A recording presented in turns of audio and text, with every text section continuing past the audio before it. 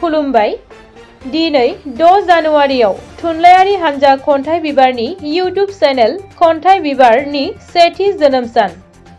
बेजों लोब्बा लाखिनानै हानजानिफ्राय मोनसे अनलाइन खन्थाइ आवरायनाय बादायलायनाय हाबाफारि लादों। नेमखान्थिफोरा जाबाय: सेथियाव खन्थाइनि आयदाया जाबाय मागो दमासि। खन्थाइखौ गाव आवरायना भिडिअ खालामना हरनो नांगोन। थामहिनबा आवरायगिरिया भिडिअआव नुजानो नांगोन।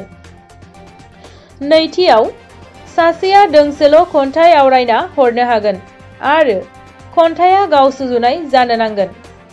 थामथियाव भिडिअखौ एडिट खालामना दाहर। ब्रैथियाव खन्थाइ आवरायनायखौ लाइक आरो कमेन्टजों सायख'नाय जागोन। मोनसे लाइकआव 1 नम्बर आरो मोनसे शेयारआव 1 नम्बर होनाय जागोन।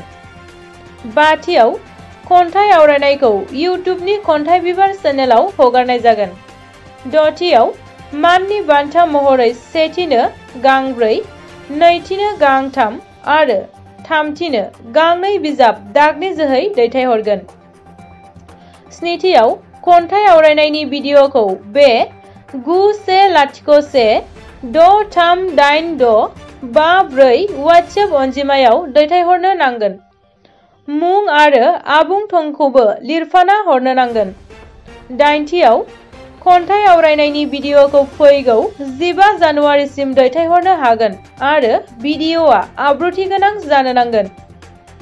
गुथियाव लाइक आरो कमेन्टखौ फैगौ 30 जानुवारिसिम हमनाय जागोन।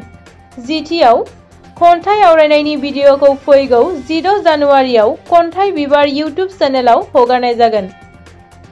जिसेथियाव बादायलायनाय हाबाफारिनि नेम खान्थिखौ चेनेलनि डिस्क्रिप्शनावबो होनाय जादों। गोजोन्थों।